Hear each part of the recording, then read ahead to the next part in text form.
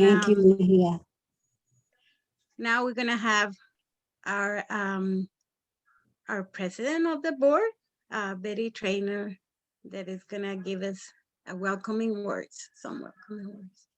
Hi, everybody. Welcome and good morning. A beautiful May, little overcast day here in San Francisco. And as of now, we have close to 40 people have joined us, and I have a feeling we'll have a few more coming along. And who here is here maybe for the first time? If you might want to put your hand up. Anybody here at our meeting? Okay, I see one hand go up. Do I see another hand go up? It's great if you are, and I hope everyone here is a member. And if you're not a member, we'll let you know how to become one. And as more members and more people come in, we have another one just joined us, so that's great. So just so happy that everyone's here. We have a really interesting agenda today, learning about the city and the state budget and what's important for us here as seniors and people with disabilities. And so I'm going to turn it over now to start our meeting and learning more about first our city budget. So I'll pass it on. Thank you, Betty. Every year we go through this process of the budget. We not always get what we want, but it doesn't mean we stay there, right? So we get to go and tell our supervisors what we need in our communities. And we have, I'm not sure, is Ahmed here already? Ahmed? Mm-hmm. No, he's not here. I was gonna just try to text him right now. Okay. We have before while we're waiting for Ahmed, did you want to do the Zoom shortcuts and make sure people know how to turn on the subtitles? Oh, okay. I'm not sure how to do that part.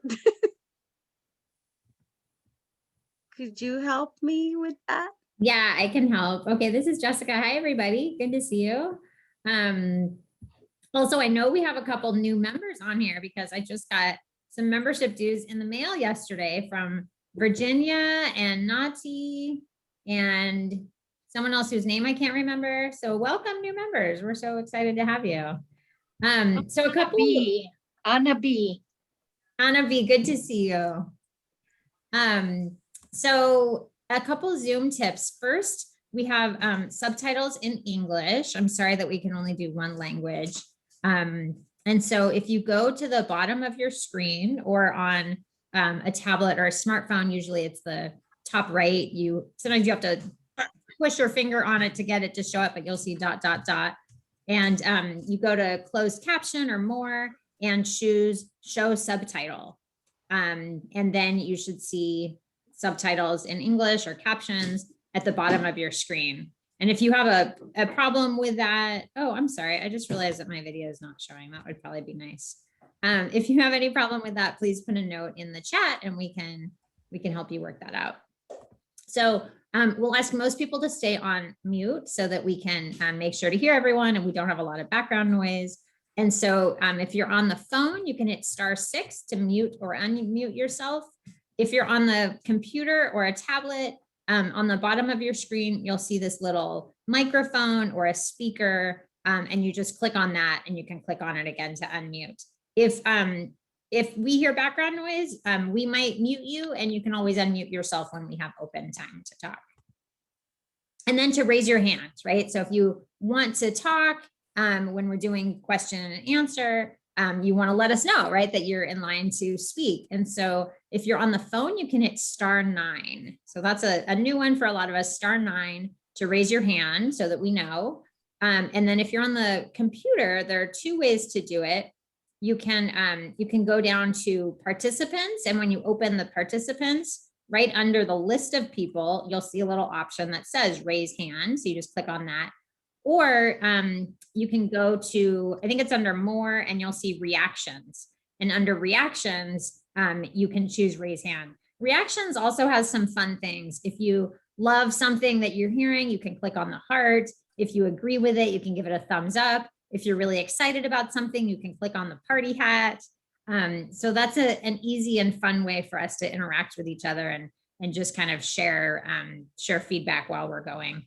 And then if you're on a smartphone or a tablet, almost everything is under the more, those 3 little dots. You'll have a raise hand option there. And then lastly, for chat. So I already mentioned that chat is a great way for us to ask questions, or especially if there are any issues that come up, for us to talk to each other that way. So you want to make sure your chat window is open. And we also, if we haven't already, we will share the agenda for today in the chat. So you can click on that and open it. So if you're on the computer, at the bottom of your screen, you'll see a little icon that says chat. So you just click on that.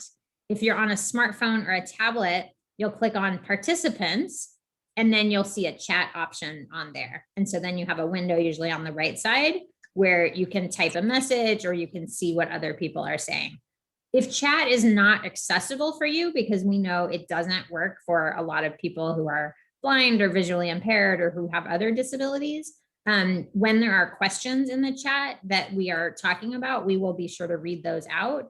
And if there are links, if there are links, we will pass those on by email afterwards. So, so we'll make sure that we have multiple formats so that it's accessible for everyone.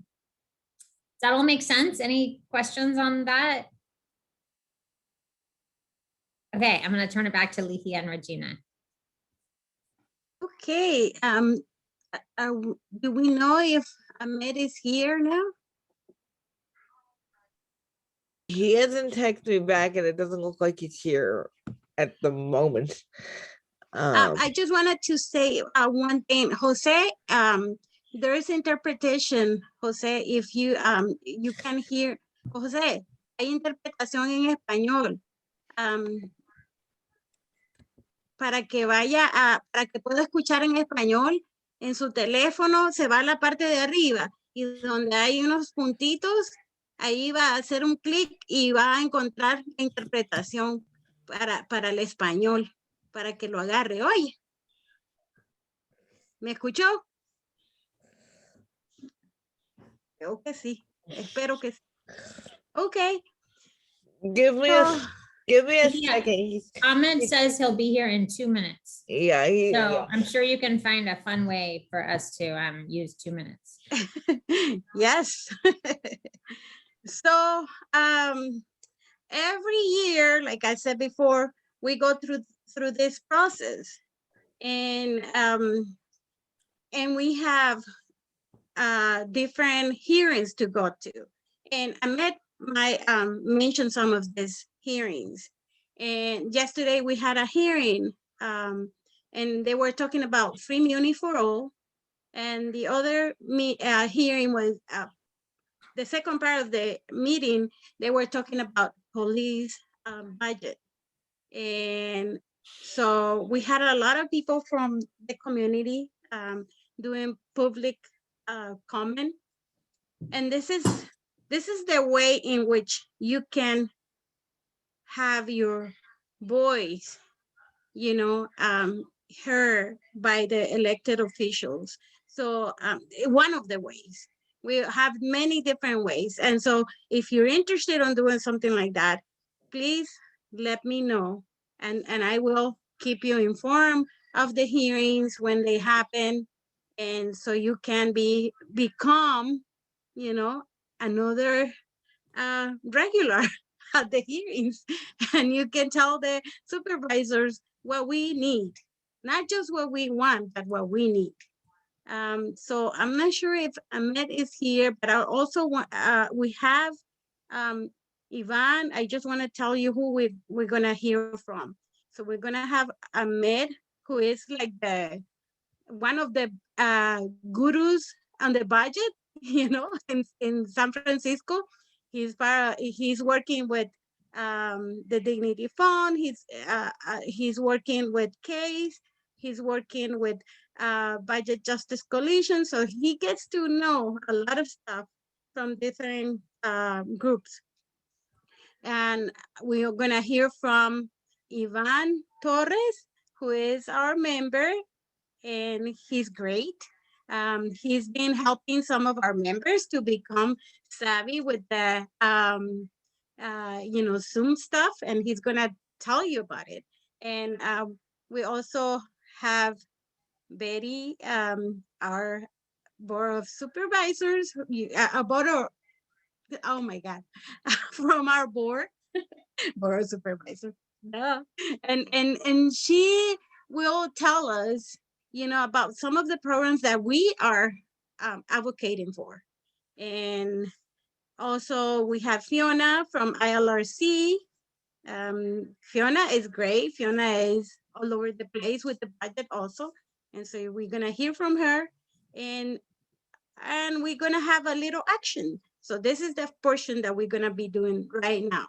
And let's see if Ahmed here. Not yet. So maybe while we wait for Ahmed, maybe we can have Ivan tell us about, what's going on with the programs, the money for technology, how we using that money. Ivan, you know that. Go ahead. Hi, good morning, everybody. I'm going to talk a bit about CLC. I work with CLC. Community Living Campaign help people, seniors and people with disabilities, age and thrive at home. And my job there is to help seniors cope with their technology devices. I help them how to use their devices, from their iPhones, their Androids, and their tablets, and everything they need. I also help them use Zoom, and that's what I basically teach with them. I help seniors in English and Spanish. About the budget, I don't know much about that. Sorry. Oh, this is great, Ivan. This is how the budget gets used. Okay, so how these programs get to become, something useful for our members and everybody in the community. So Correct. Now we have Ahmed already here. So Ahmed, would you like to give us an overview about the budget in the city? Sure. Hi, everyone. How are you all doing? Okay. Where to begin? Well, let me start with this. The budget of San Francisco roughly equals just over $13 billion. And how it's divided is that almost 50% of that budget, which is close to about seven and a half,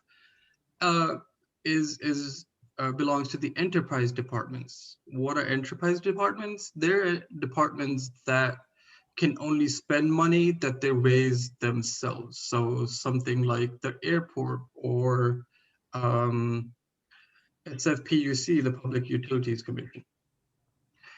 The rest of that, whatever 6.5, about 7, almost half of that is for set-asides. Now, these are items that are baselined in the budget.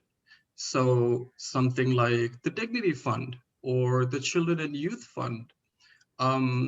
Recently, we had the police staffing as a set-aside, but that was taken out of the charter.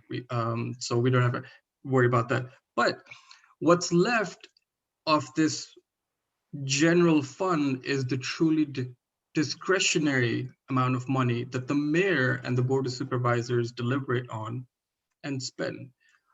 I'm posting this little document in the chat. It's a budget one-pagers for later. I'm gonna go through this real quick so I don't take up a lot of your time. But you can go through these documents that I post in here for more details on it. Now, the budget decisions basically start around December when the mayor releases his or their budget instructions. Now, these are instructions to all the city departments on how to spend the money. this in part is informed by the controller's office. Now, the controller of the city is the one that's responsible for all the finances, keeping track of the finances, spending, expenditures, and revenue. So and throughout the year, the controller releases different budget reports. There's a 3-month report, 6-month report, and the 9-month report. And so given what the controller says, the mayor releases the instructions. And historically, it's always been that the mayor has always been conservative in spending, but somehow we always end up with a surplus, which is great. But this year around, for example, this past year, the controller said that we have a giant revenue shortfall. And so the mayor, in her instructions, which she released in December, said that all departments have to cut their budgets by 7.5%, and then a contingency 3.5% later on. However, when the 6-month report was released, the controller projected higher revenues, and the shortfalls that were projected were lower. And so now we're saying, oh, we're gonna have enough money. So many of the departments that were supposed to cut this budget don't have to, and many of them have proposed not to. So going back to it, so December is when the mayor releases the budget instructions, and then up until February, the departments deliberate on what they want to spend their money on and what they want included in their budget. So after that, you come to April, is where the mayor has a public meeting on what he, she, or they want in their budget. And this is supposed to be a public hearing. Thank you to Budget Justice and all the allies in City Hall that help put this reform into legislation. Because before that, until June 1st, which is when the mayor releases their budget, their proposed budget, we had no clue what the mayor was thinking on how to spend the money and where the priorities lie. Now, June 1st is when this was released, and then on, I'm gonna post this real quick. It's the entire budget calendar of San Francisco. And this is updated frequently. This includes all the important dates, and most importantly, it includes the dates when the departments go back to the Board of Supervisors, to the Budget Committee, and tell them what their priorities are. So going back to that, we also have a budget timeline document that I'm going to post in here, which I briefly went over right now. And I just posted it in chat. I think what's important for us, especially for nonprofits, is to understand that who has the power in our budget process, and most importantly, it's the mayor. But the executive branch of San Francisco has the primary power. It's the spending power of the purse, basically. However, through checks and balances, the Board of Supervisors have a Budget and Appropriations Committee, which is the one that actually deliberates on rules, regulations, spending, and how the money should be allocated. Now, this is where the nonprofit part comes in, where Budget Justice Coalition and SDA and organizations that go and want the city to fund programs and services for people throughout the city will hold meetings with this Board of Supervisors and the Mayor's Budget Office and tell them these are the community needs and this is what you should be spending your money on. So June, if you look at the document where I just shared, June is one of the most critical, hectic months for our budget cycle. that's when the departments are called upon by the budget committee and they ask questions on, let's say it's the Department of Public Health saying, we need $1 million for, new cars. And so the budget committee will deliberate on it, ask them questions like, why do you need it? What's the use? What about your old cars? And so on. Then, which is a critical moment in my head, is when the departments are called back and what is called the Budget and Legislative Analyst, the Office of the Budget and Legislative Analyst. They go through the department budgets line by line and recommend cuts of the budget, department budgets. So there's a second set of hearings for all these folks, and it's listed on the bottom of the calendar that I shared, that's by the Board of Supervisors. All the money that is cut from that, from those departments by the Budget and Legislative Analyst recommendations is put back into a pot that is called the add back pot. What happens then is that there is a day, or should I say night, called add back day, add back night, where the Board of Supervisors go and deliberate on all the community needs that are put for all the budget requests by the community nonprofits throughout the city, and they deliberate where to spend that money. Historically, what I've seen is that this budget add back pot is somewhere, it averages about 49 to maybe $50 million.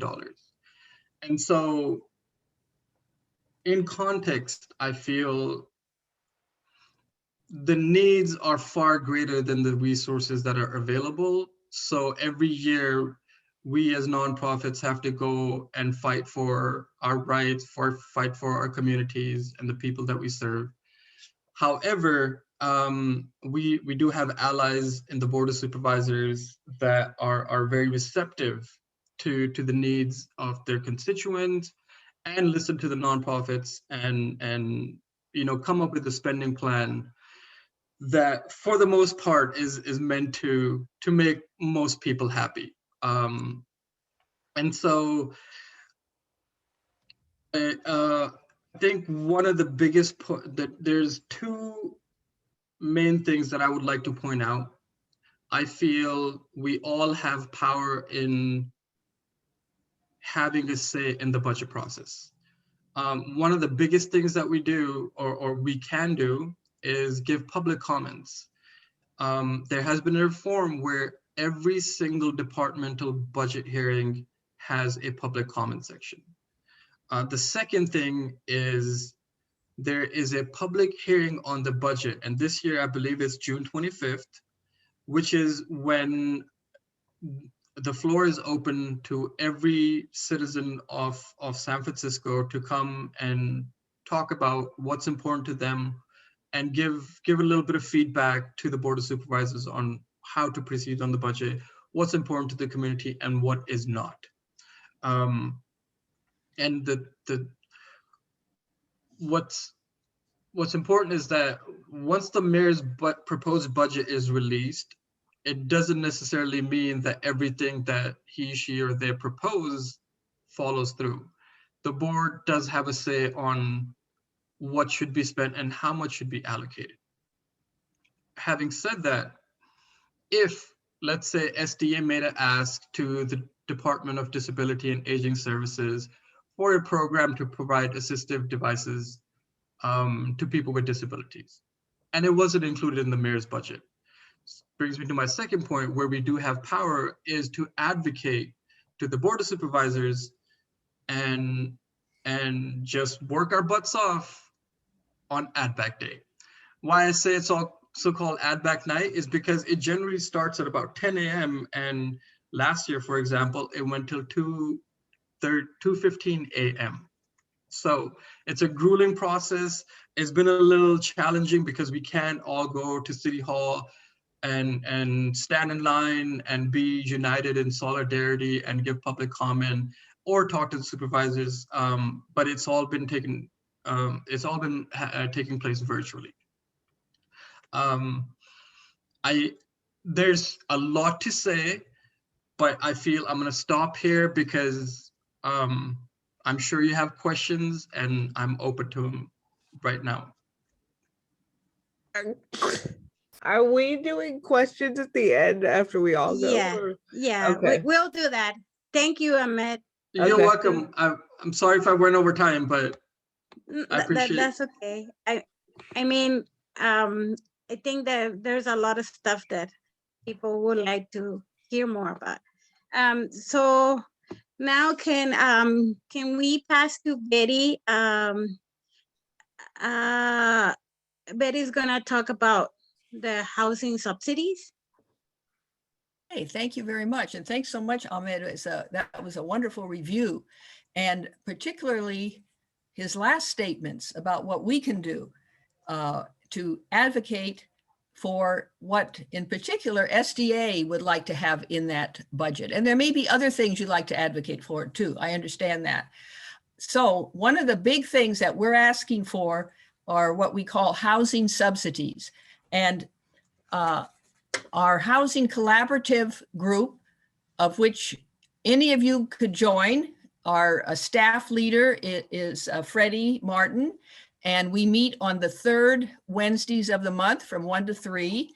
And so if you're interested, please put your name in the chat, and if you're not already a member, and you can join us.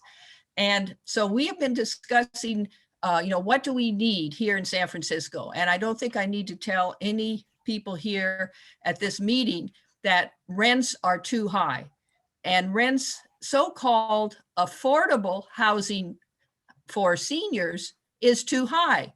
They use the word affordable, and then you go to look at the list that they put out every month of what's available. The one in May, and I can quote you, they had about 3 or 4 places. The places sounded really nice. Wow, I'm going to consider that, or I'm going to tell my friend, my senior friend who's looking for a place, apply for this. And then I look and I see minimum income for one of these very nice places, $2,342 per month. Oh, another one, $2,333 per month. And those are exact quotes from the affordable housing list. I tell my friend that, and she comes back and said, I can't afford that. I don't even make $2,000 a month. I don't even make $1,000 a month in income.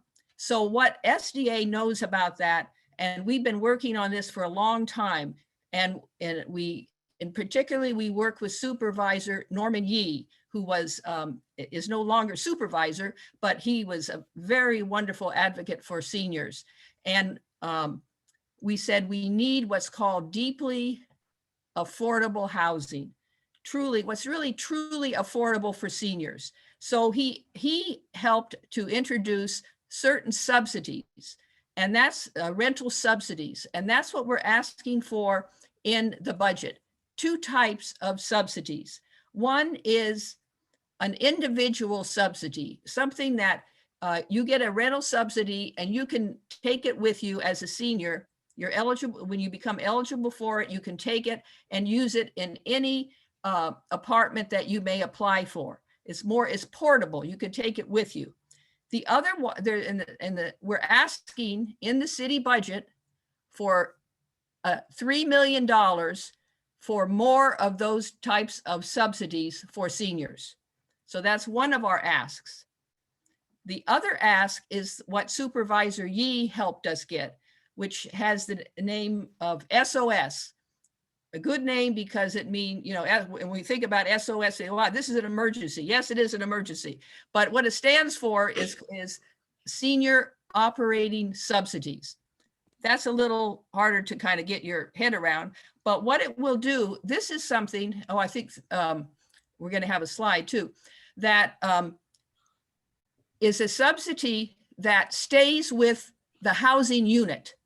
So the renter gets this subsidy and they can use it, but when they want to, if they need to move, they can't take it with them.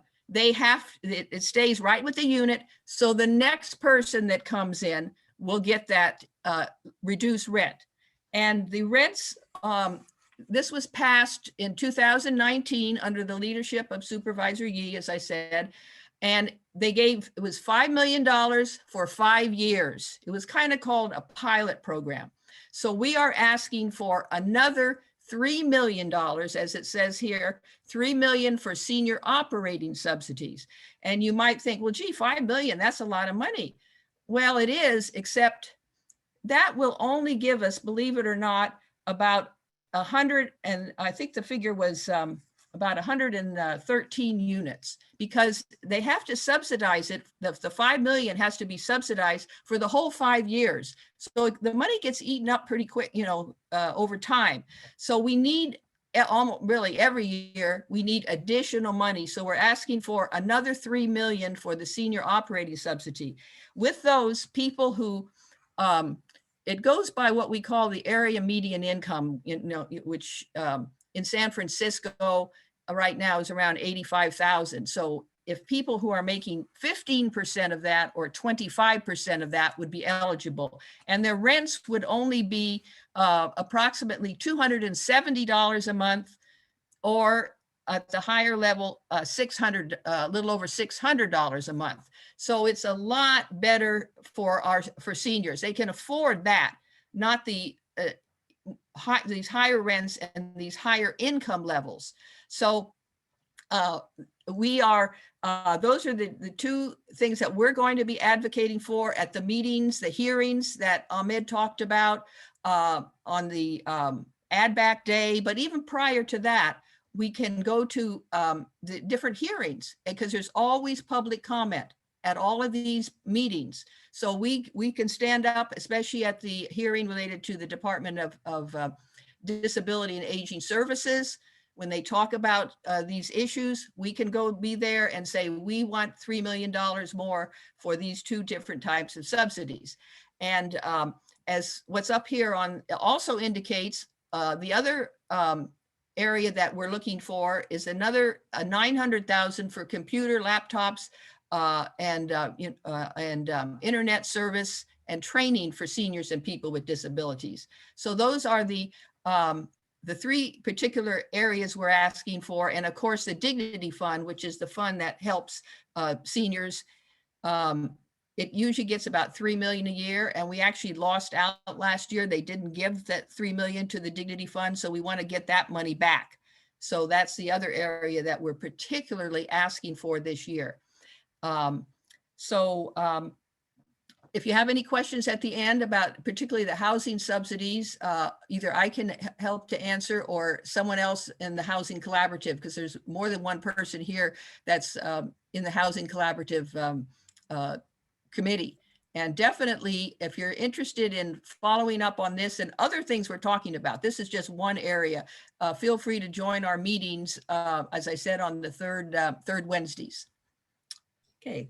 Thank you, Betty. And you've been nominated to run for supervisor. Hey, woohoo! We need you. All right, this is good. Thank you, Betty. Now we have Fiona from ILRC, Independent Living Resource Center of San Francisco. Fiona? All right. Thank you, Licia. Good morning, everybody. Actually, Betty, you're doing my job for me over here. So thank you very much. I can be very brief because Betty gave you a great overview of what I was going to talk about. So I was asked to speak in more detail, a little bit more detail, and I'll be very brief about the Dignity Fund.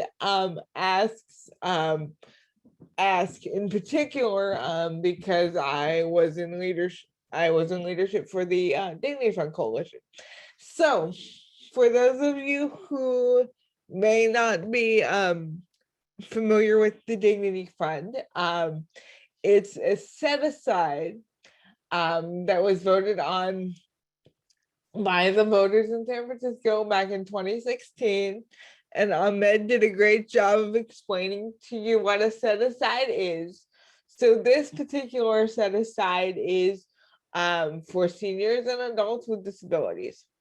And it gets, as Betty mentioned, $3 million of growth per year, but there's a poison pill in there that says that if budget conditions are really bad, right? So budget conditions were really bad because of COVID. You can, there's a chance you might not be able to get your $3 million in growth every year. So this is something that obviously we don't want. And that projection, by the way, just to tie this all back, is based on the controller's estimation in his 3-month report that Ahmed referenced earlier. So just to tie everything back.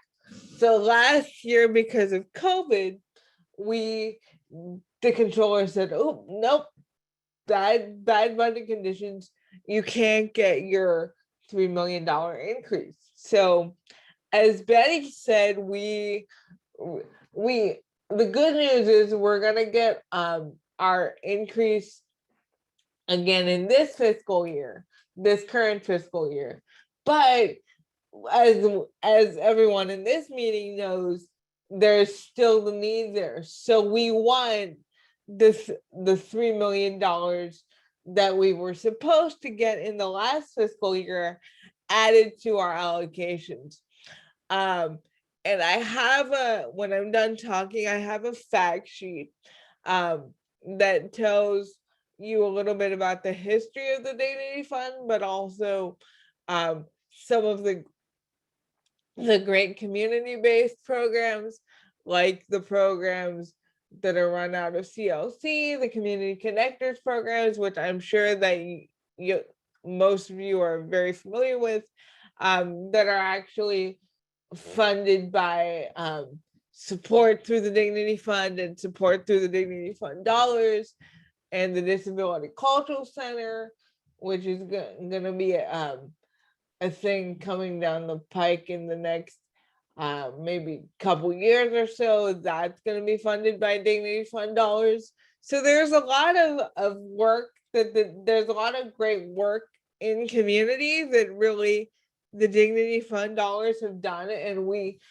because of COVID, that doesn't mean that our needs have only increased as seniors and people with disabilities, which means the money and the programs that the $3 million we lost can fund are only more needed and not less. So I'm gonna post this fact sheet in the chat for you all. This chat has been very busy today with great information. So I'm gonna post this for you, and I'll stay on for a few minutes. Then I have to go to a budget justice meeting soon, but I'll stay on for a few minutes to take questions if anyone has them. Thank you so much, Fiona. And that's pretty much what's going on in the budget in San Francisco. And I do wanted to ask Ivan about his personal experience on, what it means for the people that he's been teaching, the skills and using this funding, from the Dignity Fund, how it gets transformed into a benefit for our members and other members of the community. Ivan? Yes, well, for seniors, having access to computers or just the internet at home has been very helpful because it helps them get out of isolation, and it helps them also thrive and age at home with dignity. So having this program within the community and helping others has been a fantastic experience. My personal experience as a trainer is also very rewarding because I know I'm helping people, I'm helping in the community, and it is a fantastic job that we do. For either trainers, everybody at CLC, is a tremendous experience. Thank you. Thank you, Ivan. Yes, this is how the money gets used. Correct. And so this you're is right. why we need to continue with this. You're right. So thank you. And so do we get to have a couple questions maybe before we move into something else? Can we, because I know that Fiona has to go, if there is anything that you wanted to ask Fiona or Ahmed. Michael, go ahead. Yeah, at what stage is important if you want to have a department's budget cut? You mean at what stage is it important to advocate for that, Yeah, against it? I want to see what Ahmed has to say, but probably at the budget, probably at the departmental budget hearing would be best. This Yeah. is Jessica. I can actually help with this one if that's okay. Yeah, go ahead. So yeah, definitely the departmental budget hearings, and there's a lot of links in the chat. So I'm not sure which one it is, but on the budget calendar, it will show you when each yeah. department goes to the Board of Supervisors. And of course, particularly, there's always a lot of concern about the police department because there's often a lot of money that goes into overtime for them. And there's always some weird things like, you know, oh, cleaning their patrol cars, you know, things where it's like, we can actually point out to the supervisors ahead of time, hey, here's a place you could cut. And so that's actually something else to remember, right? Is call your supervisor and say, I'm concerned about this. Can you be sure to push on this department about making a cut? And so any of those hearings, you can go and say, I think you shouldn't be spending money on this, and that would help you save money for this community program. Right, and also I'll add to that because it fits nicely. Budget Justice Coalition, in addition to having a bunch of community asks, has also a whole spreadsheet of like cuts that can be made. We call it our savings and revenue. Well, savings and revenue, and a lot of that is like Jessica was saying, through the police and sheriff's department. So yeah, we want to advocate for savings as well as and then spending. So it's kind of a two-layered process. I also just wanted to add in response to Carmen's question in the chat about Budget Justice Coalition. So it's a coalition of coalitions. And so Fiona and Lihia and a couple other folks go to represent senior and disability organizations. And then for SDA members that want to get involved, a lot of the discussions about that happen here, obviously, and at the HAT meeting, the Healthcare Action Team meeting. And Lihia can tell you more about how to get involved with that. Yeah, but before I say that, there's another question. Karen, could you ask a question? Hi. Yeah, I wondered if Betty or someone there could elaborate just a little bit on the portable, come on, Karen. Subsidies? The funding that, Rental subsidies? sorry? Rental subsidies? Yeah. Okay. Yeah, not the ones that are rooted in the building, but the ones that are portable. How do people get involved with those? I defer to Jessica maybe on that, because I'm more familiar with the SOS ones, and so I don't know the details of the individual ones. Maybe someone else does. Sure. This is Jessica again. So the portable subsidies are really designed for people who are currently in housing, but, well, actually there's two things. You're currently in housing, but your rent is going up and you can't afford it. This happened with at least one of our members a couple years ago. I remember she came in and was panicked about how she wasn't going to be able to afford it. She was going to be out on the street. And so to get help paying the rental increase so that she didn't get evicted, she was able to get a subsidy to pay a certain portion of her rent every month. And the Q Foundation and Self-Help for the Elderly and Catholic Charities are currently the organizations that have the contracts for those. And so those are the organizations that kind of figure out who's eligible and make sure to give them. But I think right now, at least, I mean, we're towards the end of the fiscal year because it ends at the end of June. But I think all the subsidies right now are used, and that's why we need 3 million more. So that will mean, I'd have to look up the number, but that will mean a certain number of more, I said that wrong. More seniors and people with disabilities will be able to access that subsidy and stay in their apartments. The other thing is, if you are applying for affordable housing, you know, it's called affordable, but it's often not really affordable. And so if you're able to get in, you win the lottery, you get a unit, but you can't quite afford it, or your income isn't quite high enough to qualify, then you might be able to get a subsidy. That's one thing that we still have to work out, is can you apply when you don't have the income to show, but a subsidy may allow you to qualify based on the income required. I hope that made Thank sense. you. Feel free to ask me afterwards if you want more. Yeah, thank you, Jessica. I'm gonna try to finish this part, and I have Ahmed. He wanted to say a couple of things before we move on to the next part. Ahmed. Sure, thank you very much. I just wanted to highlight, there's some things that I posted in the chat. There's some important dates, especially like the hearing on hunger and community investment in infrastructure. These take place at the Board of Supervisors Budget and Appropriations Committee. They start at 1 p.m. on Wednesdays, and there's a link in chat that will take you to the page. Agendas are posted with Zoom links and all the information on how to join them. It also includes information on what number to call for public comment. Another thing that I just wanted to add was that Ms. Jessica just mentioned the savings in revenue in Budget Justice Coalition. I just posted, I'll post it again. There's a budget worksheet that includes a list of community needs that's compiled by the Budget Justice Coalition. If you open this spreadsheet, there's a tab on it that includes savings and revenue recommendations. And you are free to view this as you need.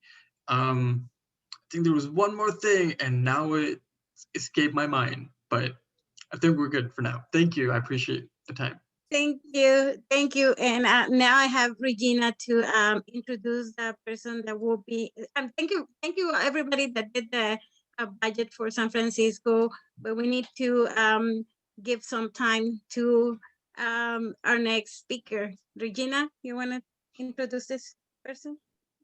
Thank you, Ligia, and thank you everyone for your presentations. It was so robust and in-depth with a lot of information that will help us in moving forward. And so now I want to introduce Liz Sook of Oakland Rising to speak on refunding the community through the city budget. Oakland Rising is an organization that is in Oakland that educates and mobilizes West and East Oakland residents to speak out and advocate for issues in their community. So Liz, thank you for being here today. What can you tell us about the budget that was just released by Mayor Libby Schaaf, which we're thinking, well, I'm looking at it, I'm kind of disappointed. I'm seeing lots of increases and looks like our asks have been ignored. So what can you say? What can you tell us about that? Thank you so much, Regina, and thank you for inviting me today to speak about the budget. I do have another meeting that I'm willing to be a little late for, but I can't stay on too long to go too in depth. But suffice to say that Mayor Libby Schaaf failed to release the budget at the mandated legal time of May 1st. She, in fact, was 7 days late and created an entire backlog of work that her own employees of the city were unable to do a rollout of a new platform that they created to make it more accessible and more transparent to the community, apparently.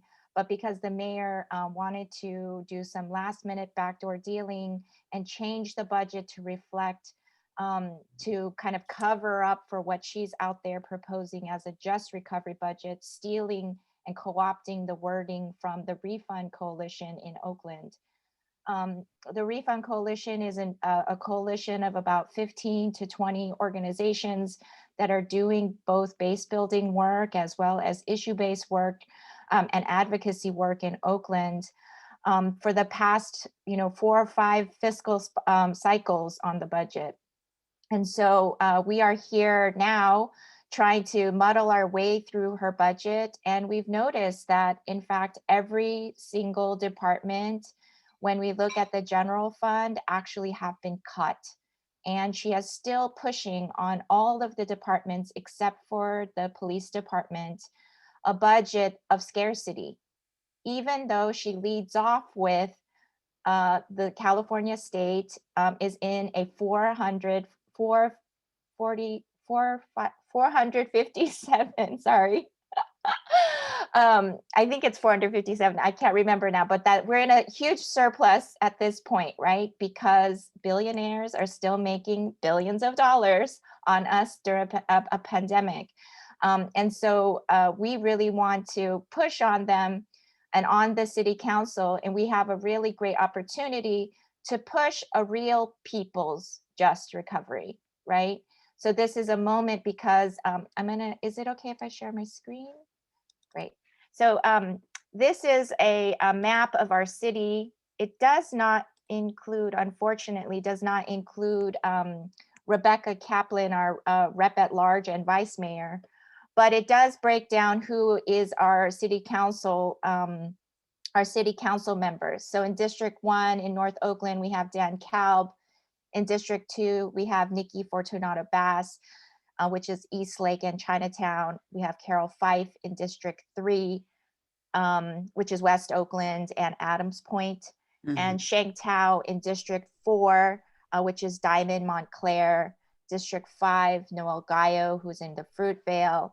Lauren Taylor, all the way up to Glenview, actually. So he does hit parts of the hills. And then Lauren Taylor, who's in District 6, Eastmont to Maxwell Park, all the way up into the hills. And then also Treva Reed, who is in District 7 in Deep East Oakland. And so we have an opportunity now because, in fact, we have a stronger block of progressive folks on the city council to pass.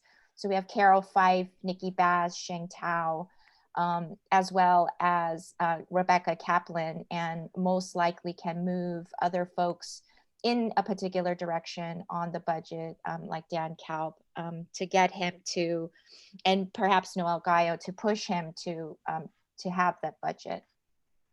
I'm gonna just go quickly over, I'm gonna scroll down on my part to what Refund Coalition is working on in this moment. And our initial priorities at this moment on the top line is number 1, housing as a human right, right? And so Refund Coalition has more specificity to this, but the big piece being we need to house unhoused folks. We need to get folks in to open up some of the hotels.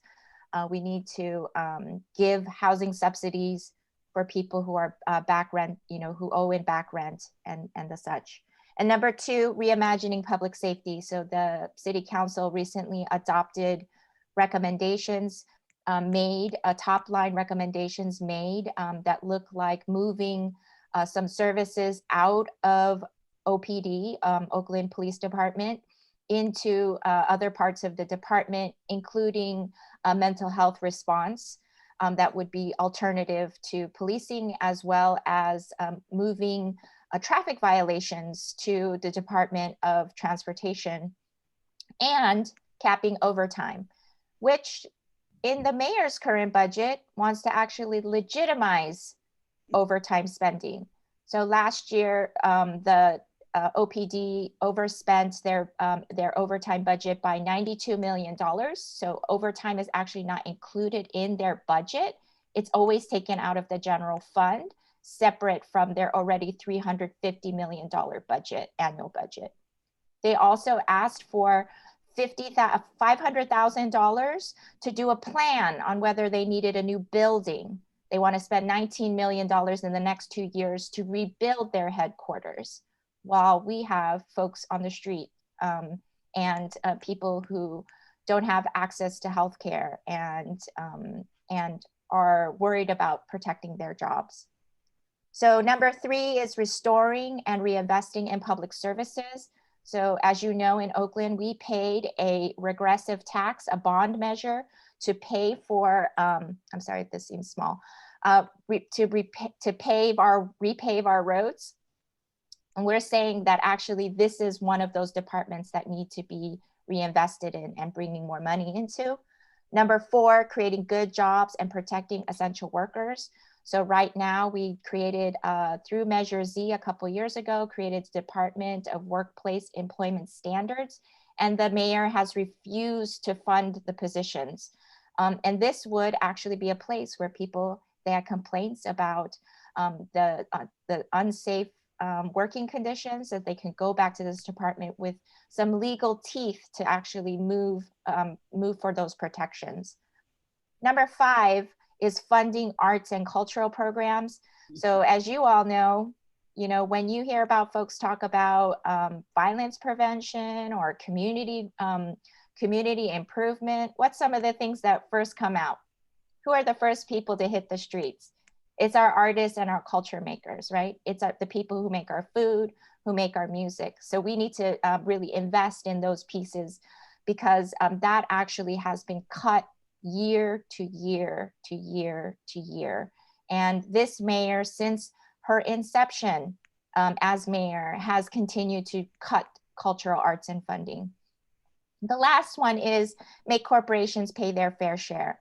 This is a big piece because in City of Oakland, when you own a business, you are a small business, you are paying the same tax rate on your business that corporations do. So our developers and our corporations like Clorox, who made $16 billion last year in the pandemic, because we're all cleaning everything to be safe, that Clorox made that much money, and we're not seeing that windfall in our city. They're taking the money and going elsewhere with it.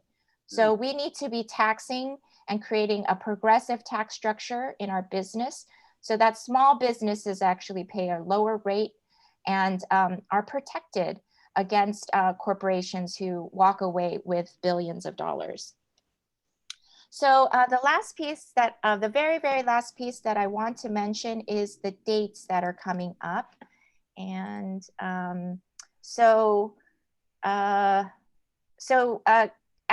these are a lot of dates on here. I'm going to just point out the most significant ones. Right now, we're in the midst of the presentations, and you can go to the City of Oakland's website to find out when City Council members are having their town halls. So you can show up to any one of those town halls and speak to them about your community's needs and how you'd like to see restoration and funding and reinvestment in our communities. And then on June 10th, this is an important day, Council President Nikki Fortunato Bass from District 2, she will be releasing their counter proposal for the budget to the president. To the mayor's budget. So there'll be a counter proposal to that. We have 7 days as public to review this. The public then will get to weigh in on June 17th, which is a special session for City Council, so that they will talk about it then. And then on June, I think June 10th is a Thursday, and so is June 17th. And then June 30th, we have to push through. So basically from June, from June 17th till June 30th, we'll be meeting every City Council meeting and really wanting to hear folks chime in, come on public comment, name a few of the things that they see that really need to be included.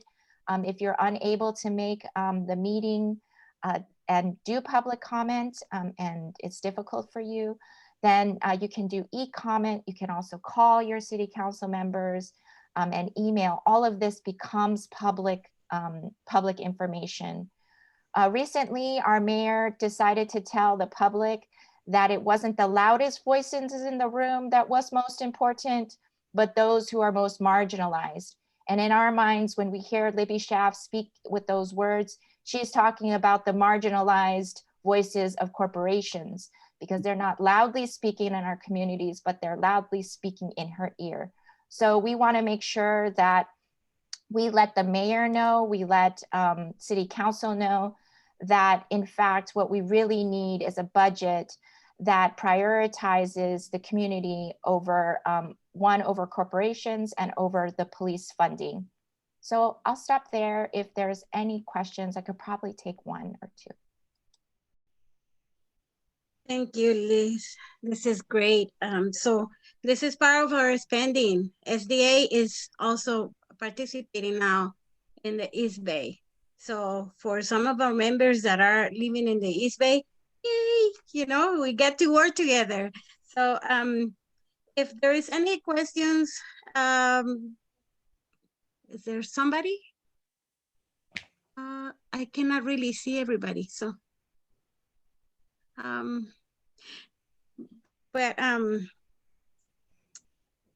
you can go on the button and you can go on the button and see in the reactions, you can, you know, Leahia, put your there's a hand question up. from Kristen. Oh, okay, go ahead. Kristen?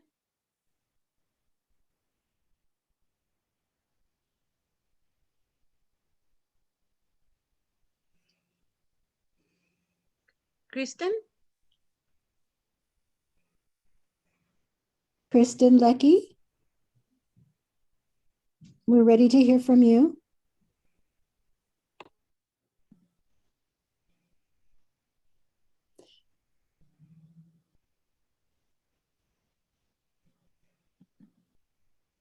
Kristen mic is not working. You want to write it down on the chat?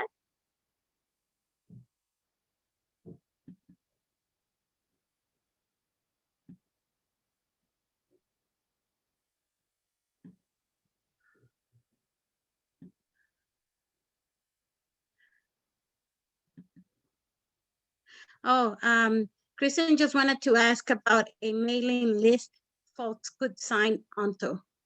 Yes, So, and I, go ahead. give me just 1 second while I pull that up that folks can go to. They can go to a website and it is called, you can go to oaklandrising.org for just more information. If you wanted to sign up for our newsletter, we're always providing, uh-oh, it disappeared. We're always providing information that's updated. I don't want to go searching for the website right now because I don't want to quote it incorrectly. But as we move out in the future, we'll be having some volunteer opportunities to do phone banking, as well as for those able to do some door knocking and actually talking to the public face to face about the budget and getting people organized and mobilized for us to win. So you can go to oaklandrising.org. Thank you, Liz. And Jessica put it on the chat for those of you that are interested. So now we're gonna go to a quick break, and after that, we're gonna hear from the state budget. We have Jeff Green from Inland Equity Partnership, and maybe a couple of actions that we're gonna get to do. And so, Regina. Okay, everyone, we have about 5 minutes. So if you would like to take some time to go to the bathroom, get something to eat, quick snack, drink of water, this is the time to do that. I'm going to go ahead and play some relaxing music in the background for those of you who would just like to take some time to do some deep breathing.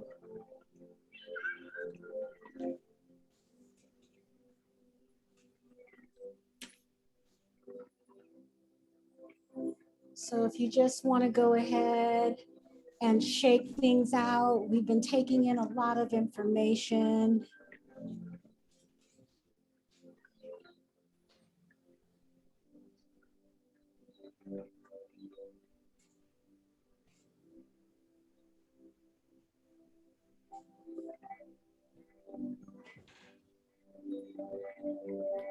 And go ahead and roll your head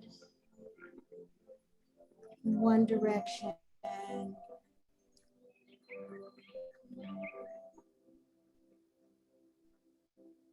Want to roll your head in the opposite direction. Just a few rotations.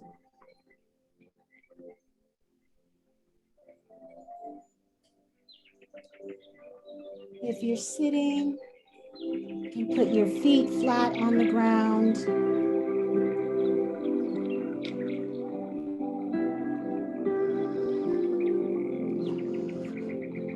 Take a deep breath. Inhale in with your nose.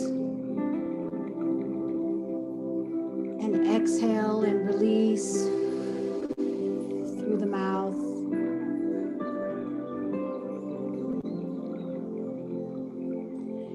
Inhaling again through the nose, deep breath. Allowing yourself to get grounded and centered with every breath. Exhale through the mouth.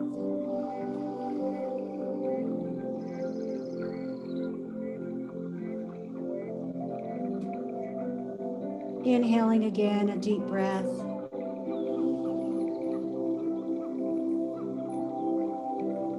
Now visualize yourself as a tree, growing roots from the bottom of the feet down into the earth.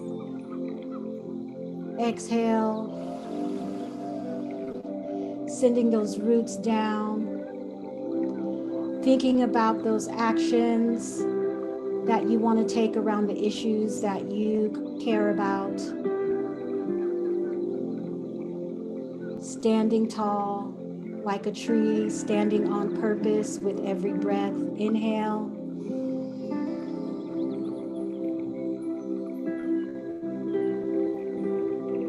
Exhaling, grounding your intention, your next move down into the earth. Getting solid, grounded in your purpose.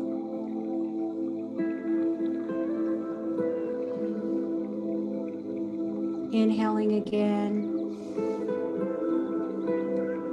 bringing up energy from the earth, energizing the mind, body. Exhaling back down. Feeling those roots spread out, connecting you with your community, connecting you with your neighbors, knowing that we are stronger together.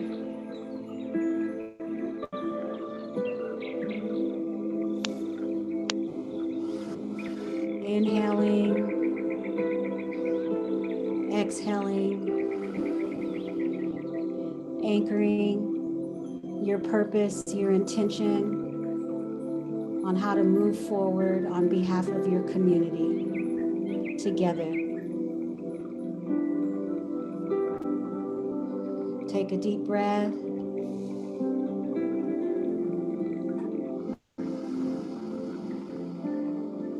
And exhale.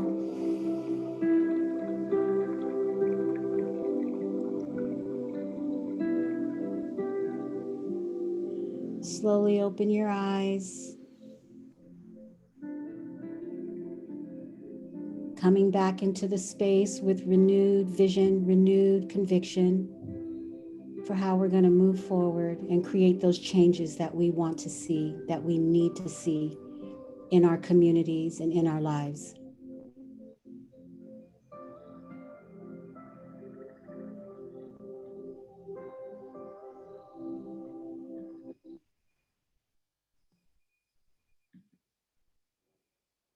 Thank you, Regina. That was great. Thank you, thank you. So Now, I'm sorry, we are a little bit behind on schedule, but we have here Jeff Green. He's from the Inland Equity Partnership, and this is another guru, but this guru is expert on state budget. Jeff. Hi, thank you. I'm gonna try and share my screen, but I don't have permission, so I need permission to share my screen. Sorry, let me do that right away.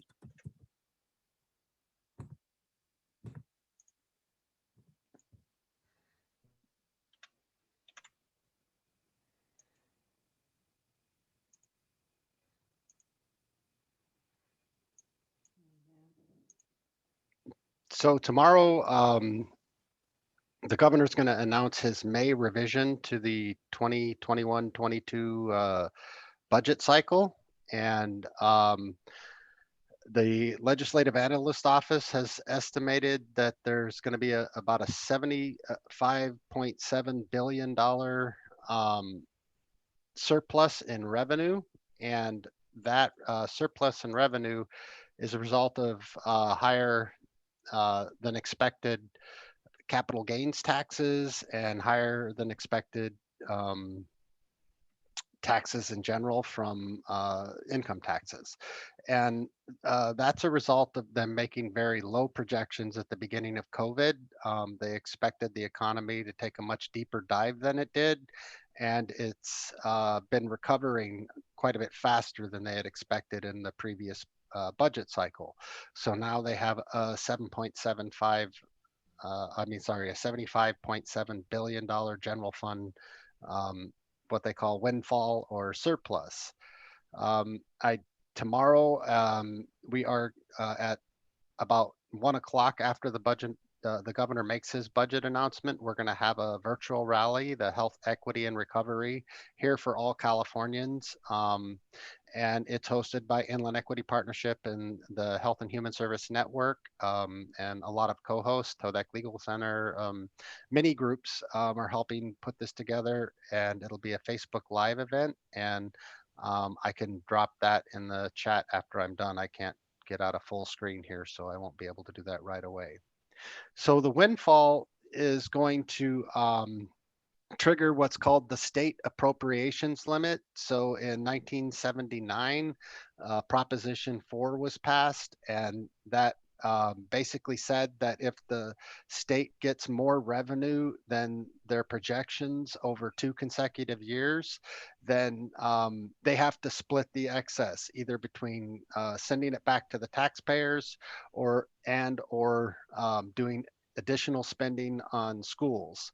So as of March 2021, the collections are ahead of the budget projections by over $10 billion.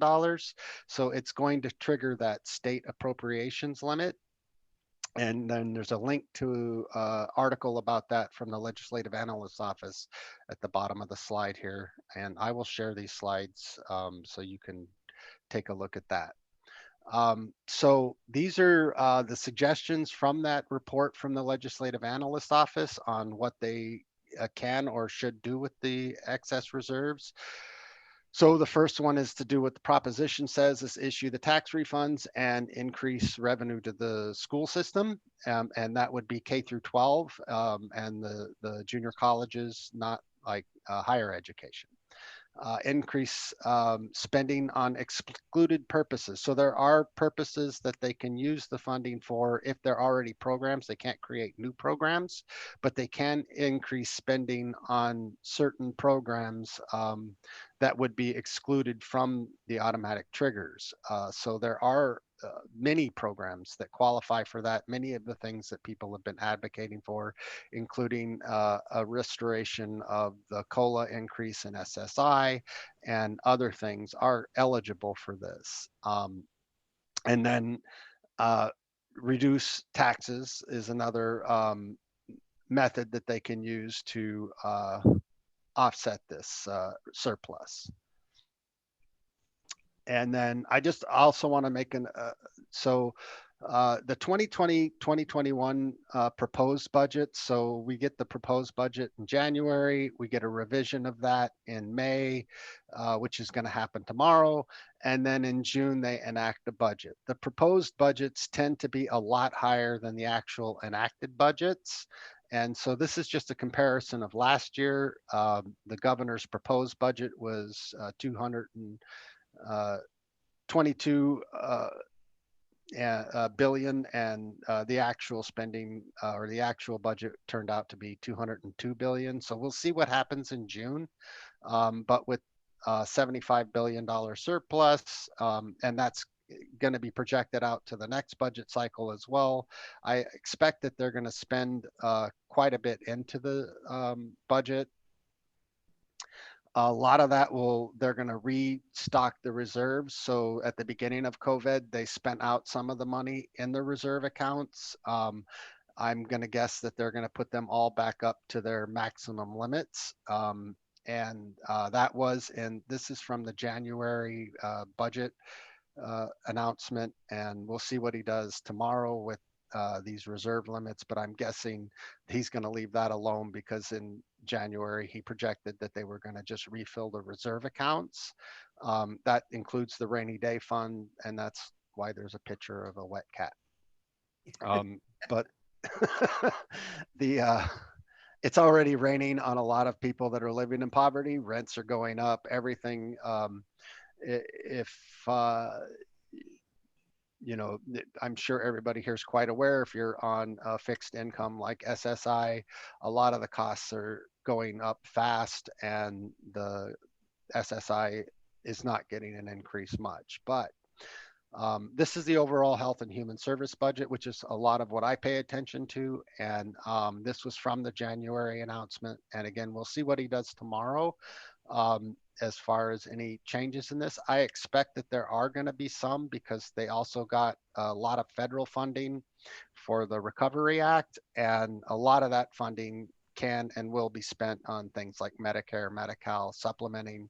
I'm expecting, because the governor has, you know, a history of caring about housing and child development, that those programs are going to get largely fully funded and extended out. So a lot of the homeless service funding that he has been doing and since he became governor is going to continue. And they can use some of that the federal money on these kinds of programs. So more specifically on the IHSS, in January, the governor did delay suspending the 7% cut to 2022-23 budget. It looks like he might extend that out further because the funding is there, and it's not going to trigger the suspension at the beginning of this cycle because there's such a large you know, increase in revenue. So I don't think that there's going to be any suspension in the IHSS workers' hours. They might increase them as well. And I know that he came out with another set of packages to include training, which I'll talk about a little bit here. This is it. Last Sunday, he spoke about adding $200 million for career pathways for home care workers. And so this would be, you know, these kinds of programs to promote language learning, in-person training for adult education, tuition reimbursements for taking education classes and career counseling, and apprenticeship programs for the healthcare field. So this is all training for IHSS workers. And so it's all part of a larger plan that is going into effect because of the expiration of the global payment program, or the start of the global payment program, and the transition away from the old way that they funded Medi-Cal, and integrating a lot of the services that are sort of disparate different organizations like IHSS and other things, and putting them into a much larger Medi-Cal Medicare package. And This is going to help train IHSS workers to get integrated into those, you know, new fields and new programs that are going to be combined. Jeff, can I ask you something? So you were talking about the 7%, and you said that it's being suspended, the cut for the 7%, but it's not permanently restored. Well, no. So the idea was to push those costs down onto the counties, and the state has had a schedule where they were going to reduce the state's obligation to pay IHSS workers. IHSS is generally a federal program, and it's money that's also given to the counties. So the state was trying to reduce its obligation to the IHSS program and put that cost down on the counties. Over the years, counties and others have advocated that the state continue funding the program, and they have. This latest round was supposed to trigger, and it was gonna be handled by cutting IHSS hours. That was supposed to trigger in 2021 and 2022, but they keep refunding it. And now it's probably going to be funded again out past 2022, probably into the 2023, 2024 budgets because of the windfall. So it's an important program. IHSS, you know, does a lot to allow people to stay in their homes and receive the care that they need and help, you know, with all kinds of things. I'm sure a lot of you are familiar with it. And ultimately, I think that the state, though, wants to be to realign the program, right? To put the program into the counties fully, and but they have a long-term commitment to fund it at a certain level, and they want to get down to that level someday. That's the state's goal.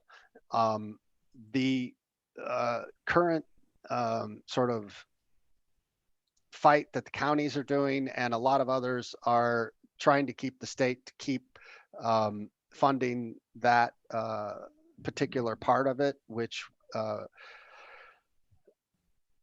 because there have been budget surpluses, the state has continued to fund, and that 7% reduction has not happened yet. It was, like I said, going to be triggered in 2021 as part of that realignment. Can I ask you now about the SSI? We've been trying, the coalition, you know, the California for SSI has been trying to, you know, get the legislators to restore that grant when it was cut. And now that there's such a huge amount of windfall money, is that something that you think is possible? That is being talked about, and that is one of the things that they can do with the surplus, as opposed to return it to taxpayers or spend it on schools. So that is one of the programs that would be you know, eligible. And I think that over the years, the work that like Californians for SSI has done, and we were a part of that for some time, and continue to support it. And we hope that they do. We'll see tomorrow what the governor's proposing. And I don't know whether they're going to, you know, increase the SSP. Certainly the cost of living index has gone up faster than the projected budget. They projected like 2.2 in the cost of living increase for this budget cycle. It's already up over 2.8% at this point in the budget cycle, and it's climbing. So inflation is hitting, and that's another thing that's going to trigger a lot of consideration on increasing the SSI and the SSP. As it stands right now, you can see on this slide, this was proposed in January, and generally it amounts to a $17 a month increase if they go with what they projected in January. That's hardly enough. Rents have already gone up like $100 a year on average in this,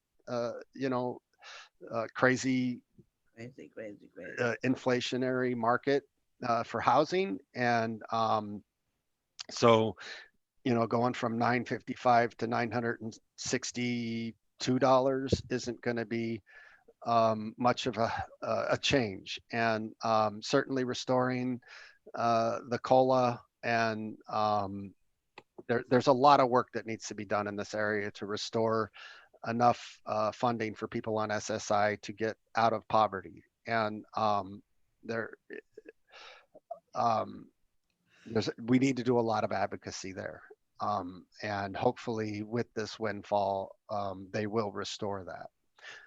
It is and would be a long-term commitment. And ever since Jerry Brown, the state has, any kind of increase in social service spending has always been in sort of temporary boost to programs, and not any kind of a long-term commitment to a program that I hope that they, take care of this one, but this one would be a long-term commitment. And I don't know that, the governor is going to do it. We'll see tomorrow, and we'll see if he does, propose it, that if it lasts through the fight for June. Jeff, can you share the link on the chat where people can register for, or they can see Tomorrow? the Yes. Zoom for tomorrow? I can at the end. I'm in full screen on my presentation, so Okay. but I will share it as soon as I get out of full screen, or I'll mess Okay. up my whole computer. And then, okay. All right. So the other is CalAIM, which is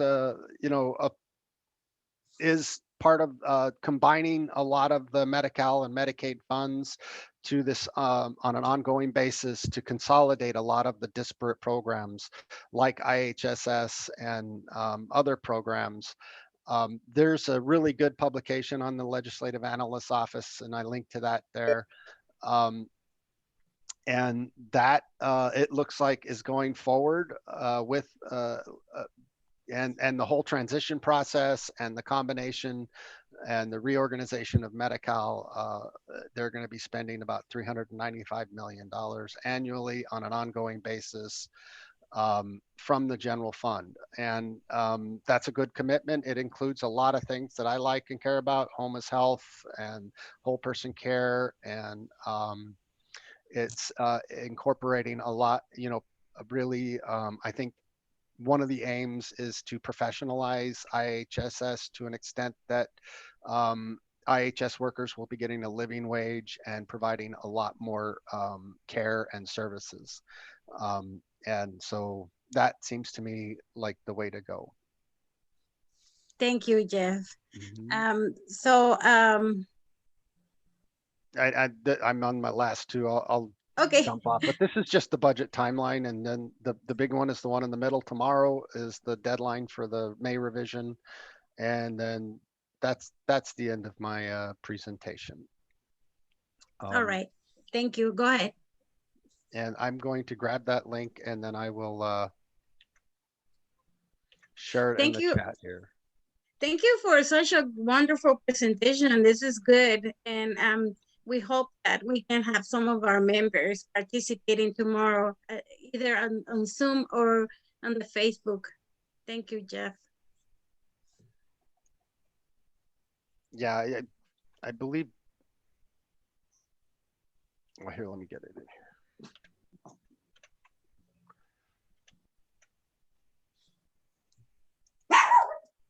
Oops, Yeah, are we ready to move people into small groups? Should I? Yes, Jessica. Yeah, you can. Yeah. Thank you, Jeff. I shared. Now we're gonna have this activity for all of us to, start pushing for some of the stuff that we want. So Jessica is gonna explain us what's next. Yeah, so thank you to Jeff and to all of our speakers. Obviously, the A in SDA is about action.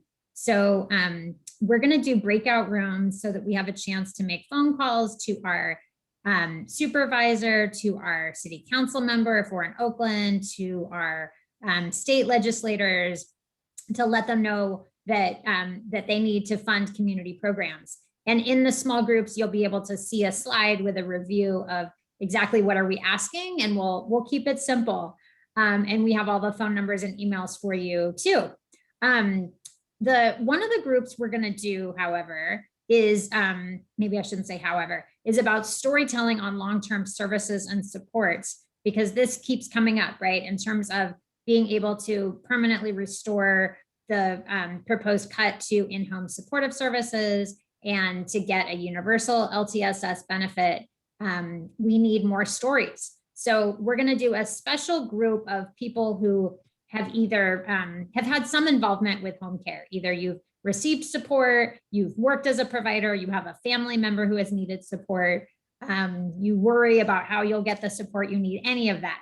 So can people raise their hand either physically or on Zoom, or put a note in the chat if you want to tell your story or be part of the storytelling small group right now? And you'll get more instructions there. So who can be part of the storytelling group? Well, go ahead and say your name. Lihia. Lihia's facilitating. Doesn't someone want to join Lihia? Oh, Alice, great. Who else? You can just unmute yourself and say me if you can be part of the storytelling group about home care. Cora, great. I didn't know I was on. Okay, so if you want to be part of the storytelling group, let me know in the next couple minutes. Then we have one group from the East Bay that can make phone calls to the Oakland City Council, and they will also be calling the state folks. So Peter, do you want to tell us who you have right now in the East Bay room? Yep. Currently, I just have Regina and Rebecca, since I can't actually assign you or Dawson, since Dawson is facilitating. But yeah, anyone else? Michael there, I imagine. And Oh, Michael. Yeah, of course. Who else Michael, is in the East Bay? who did you say after Michael? Pyra. Oh, sure. Is there anyone else in the East Bay who we're missing? Okay, everyone else is going to be in a, oh, and Anna B, you're East Bay? Wonderful, thank you, Anna B. And so Also East Bay, Lolita. and Lolita, yes, thank you, Lolita. And then we will put everyone else in San Francisco breakouts to call about San Francisco and about the state. And Anna B, I'm sorry, I misunderstood. Did you want San Francisco or East Bay? San Francisco. Anna B, San Francisco. Okay, sorry about that. Thanks, Peter. And Peter is putting folks that need Tagalog with Oscar, and then folks that speak Spanish will be with Heidi and Elena. And both groups will also have English and Tagalog and Spanish and Tagalog. So two mixed groups on language. Gotcha. Okay. I think we can't. I'd like to do English group. Okay. I think we can't do interpretation in breakout rooms, so it'll have to be consecutive, but we're going to have just 10 minutes. So there won't be a lot of time to talk. Basically, it'll be like, here's what we're doing. Let's make phone calls together. Sound good to everybody? Yes. If you have questions, ask your facilitator. If staff facilitators have questions, text me. And I think we're good. Will we make a list of what people are interested in? We are going to do that later, but right now we're going with all of the SDA budget asks that that we've all agreed on through our individual program groups. And the slides are in here. And so for each group, you have a slide with the asks and with it says taking action, people to call. Okay, Peter, I think we're ready when you are. Here we go. having the best conversation. That's not fair. No Always reason the way it we can't goes. stay on after 12 and talk more. We can always do more breakout rooms after 12 too. Zoom knows when these things are happening. Oh, well, I mean, And Cora was saying something really, important, and Cora was saying like this needs more time and more conversations about it. Exactly. Yeah, can you tell people in Spanish that they need to choose interpretation again? Oh, okay. And we should have someone say the same in Tagalog. Disculpen, pero si ustedes estaban agarrando la interpretación en español, necesitan volverlo a poner.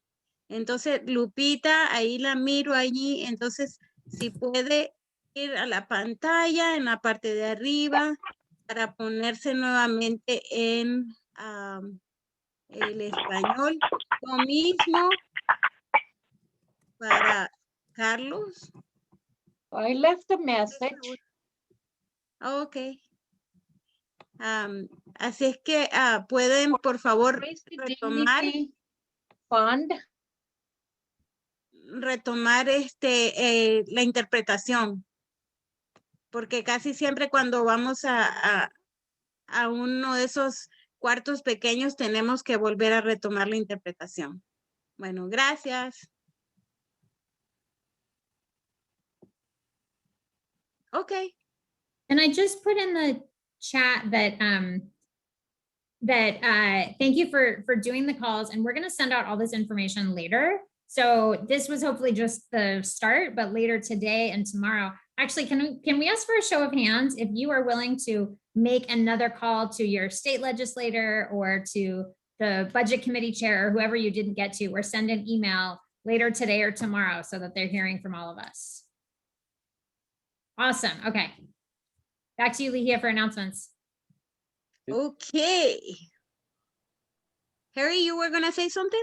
I was just going to ask, where's the state stuff? I saw the list for the city stuff, but supervisors, but I didn't see it for the state. Oh, okay.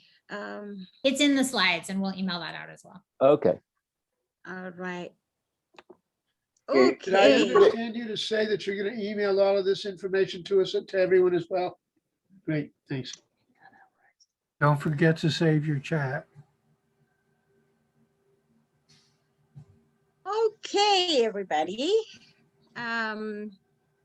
So Oh, I got it. Okay. you got it? Oh, sorry. It's okay.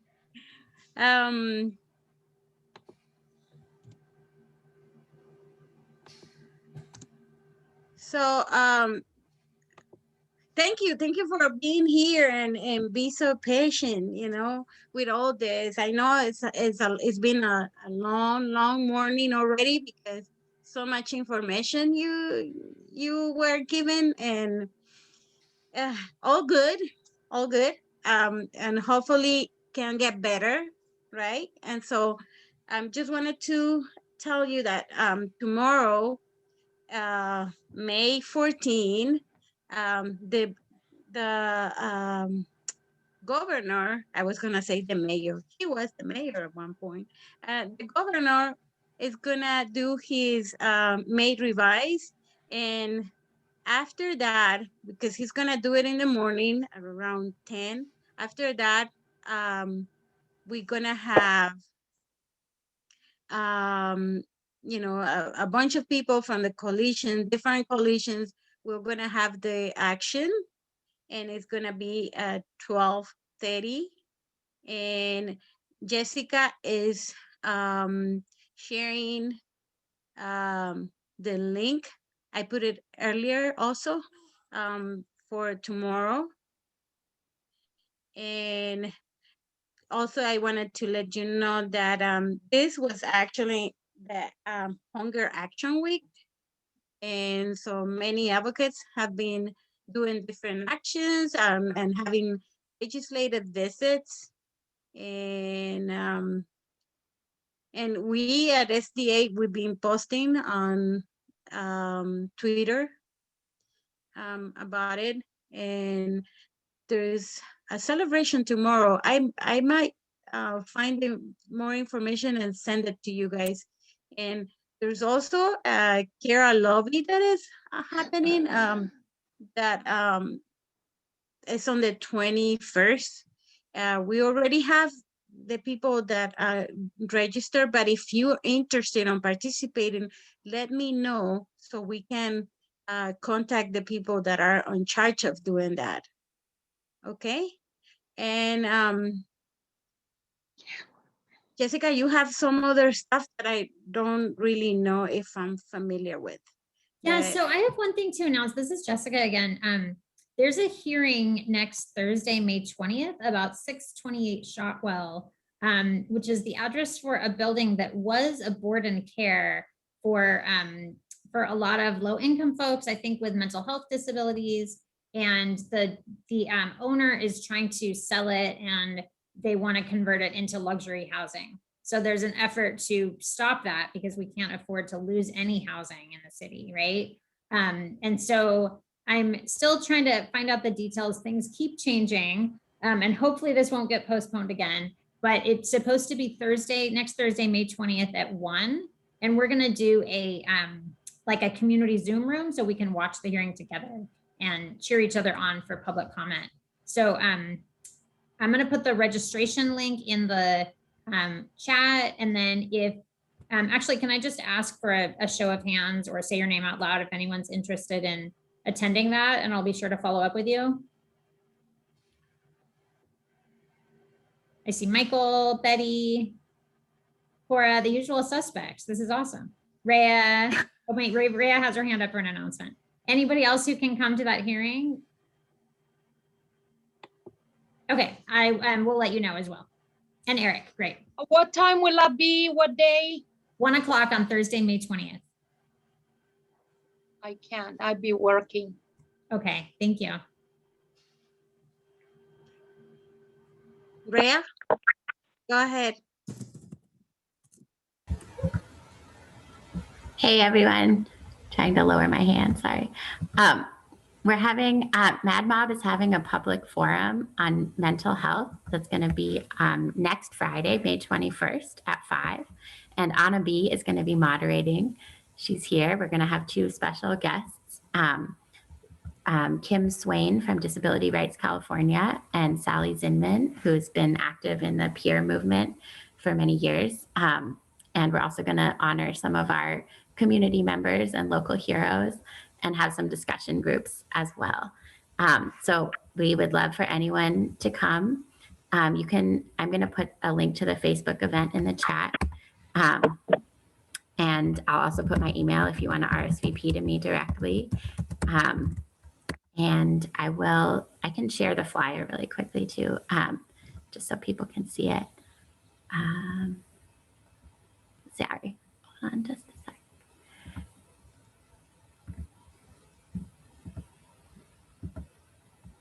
Okay, I don't know if people can see it if it's too small.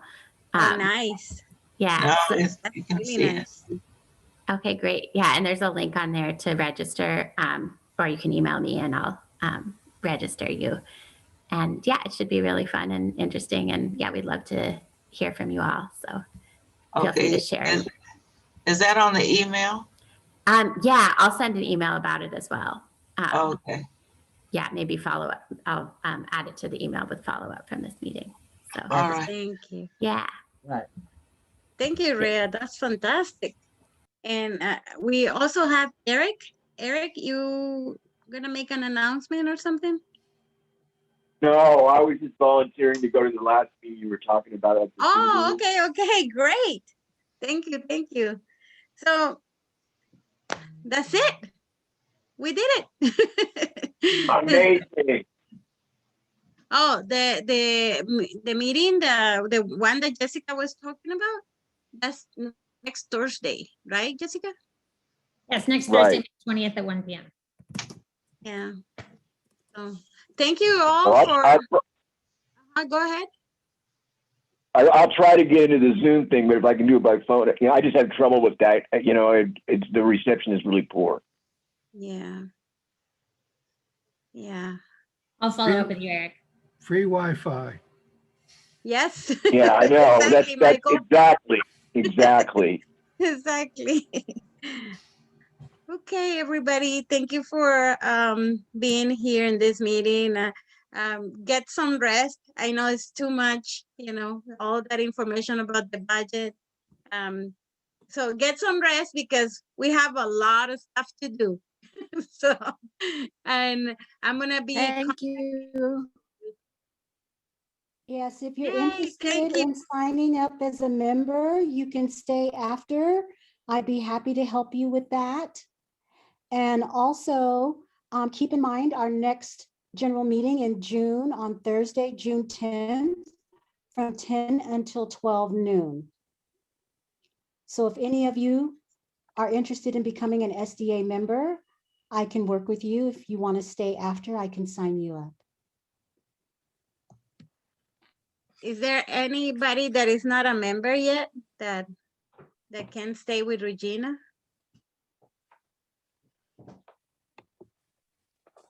Okay. I like to be. I think I don't know if I'm a member because I've been attending the meeting a long time ago. So. Oh yeah. But of how would I know? Okay. I'm I'm not Almira, and I'll I'd talk like with to you, know. Amira. I'll check in with you, Amira, after meeting. Yeah, I was gonna Okay. say that also Okay. can follow up. Okay. Yeah, let's check in. I'll give you a call. All right, I'll good. just call you right now. Okay. Anybody else? Wonderful. Anybody else that is not a member yet? Sorry, Looks I'm like not raising my everybody hand else. for not Go being a ahead, member, Jessica. but because Carmen reminded us it's Older Americans Month. So happy Older Americans Month, everybody. Yay. Check. Hey. Oscar, you wanted to say something? He's on mute. We Oscar cannot. might be in Hi, a specific Amira. interpretation Daphne. channel. How are you? Hi. Good. So you don't I'm know if you're a good. member? Have you?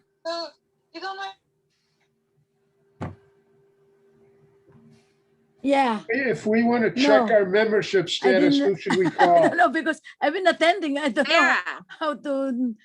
Official I member, don't know you do if have to I'm pay a membership member. dues, but it's up to it's $20 a month.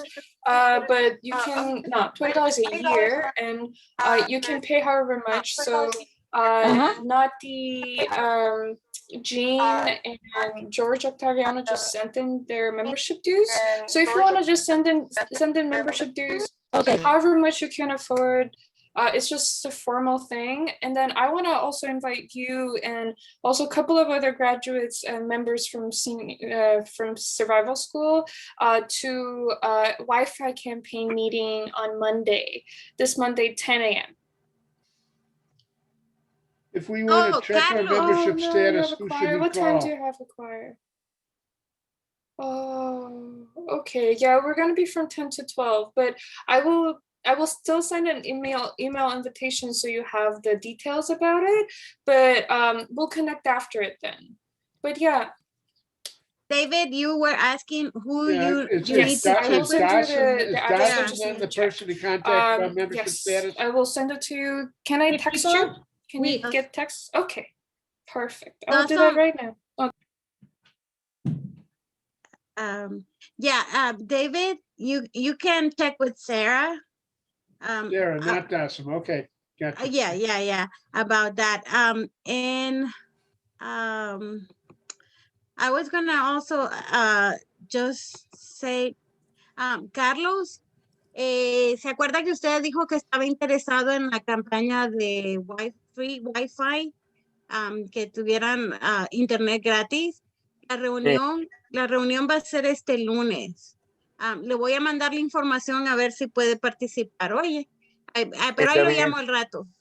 Muchas gracias. Bueno, muchas gracias, Carlos. Gracias, everybody. Thank you, Jess. everybody. Thank you Saludos so a much, todos. Leahy and Bye-bye. Regina, for facilitating. I'm going to suggest if anyone wants to check their membership or talk about anything else, we can follow up. We can actually do that right now. So maybe we'll give people a minute to sign off if you'd like to. And if you want to check your membership right now, or you have other questions, go ahead and stay on and we'll follow up in just a second. All right, take care, everyone. Thank you, everyone. Thank you. Bye. That was a good idea. So, because I don't want to make Sarah check all the memberships, but we can all do that right now. So David, you're still there, right? I can't get out of here. David, I can check yours. Was there anybody else who wanted to check their membership? Yo sé que Carlos ahorita está endeudado con su membresía. So, un día de estos paso por usted. Ok, Dele pues. Bien. muchas gracias, Carmen, a todos. Gracias. Ahí me llaman. Gracias, Carlos. Claro que sí, Hasta Carlos. luego. Gracias. Let's try to help fund those who cannot fund it. You're talking about membership? Yes. Oh, membership is any amount people want. If people can't afford $20 a year, that's okay. They can still be members. Oh, okay. Yeah, so that shouldn't hold anybody back. Yeah. Sorry, David. I'm being slow about checking yours. Was there anybody else on here who either wanted to become a member or wanted to check your membership? Can Or you do people check wanna my talk about anything membership? else? Yeah, maybe somebody else can go on Salesforce and check Anna B while I check David. Yeah, I can check you, Anna V. I'm pretty sure you're current, but I'll check. Yeah. Oh, David's overdue. He's in trouble. Just kidding. Get them, David, girl. Get them. it looks like you're, we didn't tell you, but it doesn't look like you've paid yet for this year, for 2021. One day they're gonna get me too. Although, now that I say that, one thing that happens is sometimes people will make a donation, and if it's marked as a donation and not membership, it'll go as a donation, not as membership. So like David, if that was the case for you and you want us to switch it, we can do that because it looks like you made a donation in the fall. I'll join as well. I thought that there was an annual date that I did it like June 1st every year.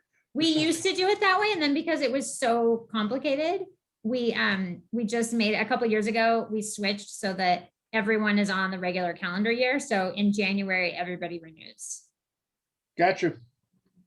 Yeah, but That sometimes check will be in the mail to an address in the East Bay. To an address in the East Bay. Yeah, I'm gonna put my address in here because I am the current finance office. We are in the process of opening a PO box so that people's mail will stop getting lost and can go to San Francisco. But for now, please send any membership checks to me at that address. oh, thank you, everybody. I really have to go because I'm really hungry now. Sorry. I didn't have breakfast, you know. Bye, But it Lucia. was nice. Nice Thank you. to see you. Nice to see you. Bye-bye. Bye, everybody. Bye-bye. Bye, Harry. Good to I'm see leaving. you I'm back. starving too. Bye, All everyone. right, bye, everyone. Bye, Leah. Bye. Bye, Anna B. Great meeting. Bye. Yes, and bye. Bye, Jamal. Bye, Bye, everybody. Steve. Oh, Thank nice. you. Nice. Bye. Bye.